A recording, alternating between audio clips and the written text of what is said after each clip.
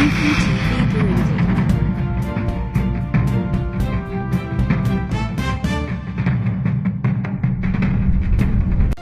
So Donald Trump and all of his MAGA minions, many of his MAGA minions, I guess I should say, have been lying to the country for days. They have lied to all of us over and over and over again. Iran's key nuclear enrichment facilities have been completely and totally obliterated. Those pilots hit their targets. Those targets were obliterated. We have obliterated the Iranian nuclear program. We are confident, yes, that Iran's nuclear sites were completely and totally obliterated. Iran's nuclear program has been completely and totally obliterated. I feel like maybe they had a note card that said obliterated on it and they gave it to all those people and made them say it. Who knows? But that was the message from the Trump administration since Saturday night. Clearly, that's what they kept saying over and over and over again. Even, by the way, as top members of the military, including high-ranking people within this administration, were saying it was too early to make an assessment. Because it was too early to make an assessment. And now here are the headlines from this afternoon. Here's one from CNN. Early U.S. intel assessments suggest strikes on Iran did not destroy nuclear sites. From the New York Times, strikes set back Iran's nuclear program by only a few months, U.S. report says. That's according to an initial classified intelligence assessment, which reportedly found that the U.S. strikes on Iran's nuclear facilities, quote, did not collapse their underground buildings and set back Iran's nuclear program by only a few months. In fact, from all this reporting, a lot of it came out this afternoon, it turns out that much of Iran's stockpile of enriched uranium was moved before the strikes, which destroyed little of the nuclear material. In our own reporting, NBC News put an even finer point on it, saying, quote, an initial assessment by the Defense Intelligence Agency concludes that the U.S. airstrikes conducted over the weekend on Iran's nuclear enrichment sites were not as effective as President Donald Trump said. State the obvious, claiming you obliterated Iran's nuclear program doesn't make it so, and it's something that people then assess, including the military.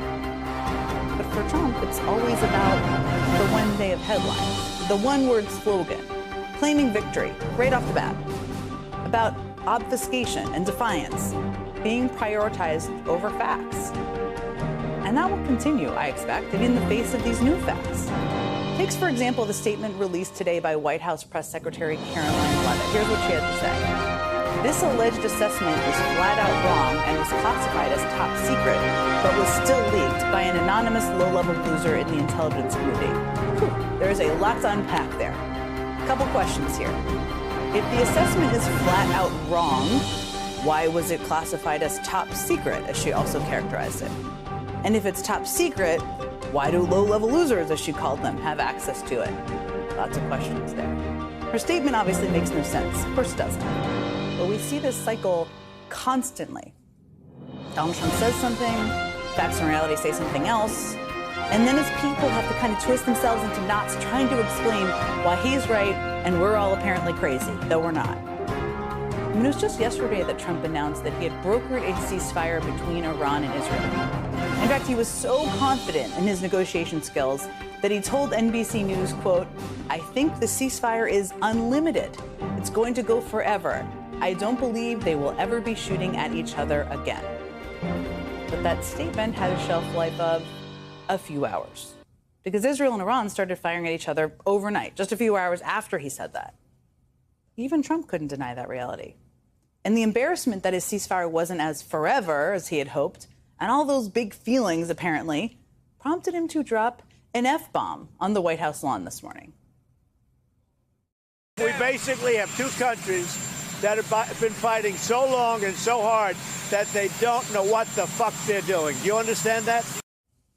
Well, someone is a little cranky today, it seems.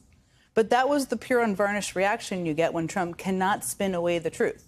When facts on the ground make it impossible for him just to declare victory and kind of walk away. And we can expect to see more of it. Because Trump's spin on these Iran strikes keeps falling apart every day. I mean, for days now, Trump has been contradicting his own intelligence chief, saying that Iran was suddenly closer than ever to obtaining a nuclear weapon. That's what he said. That's what he said started this war in the first place. But as the Washington Post reveals, Netanyahu's decision to strike Iran had been in the works for months. even before Trump was elected, and was more kind of a strike of opportunity than a strike of necessity.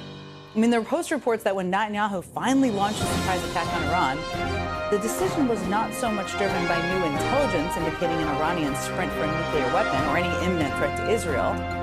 Rather, Israel seized on what it saw as a unique opportunity to execute plans, carefully laid months and even years in advance. In other words, the urgency of the attack had nothing to do with brand new intelligence about Iran's nuclear program. Israel just needed a pretext to carry out the attack they had already planned, that Netanyahu had been having dreams about for years, and a potentially willing partner in the White House to help them do it.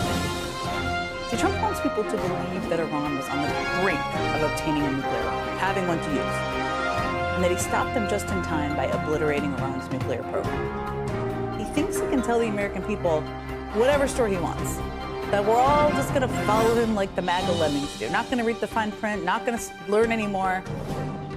The American people can see what's going on. They don't like it. Of course they don't. I mean, a new CNN poll out today finds that a majority of Americans disapprove of Trump's decision to strike Iran by a 12-point margin.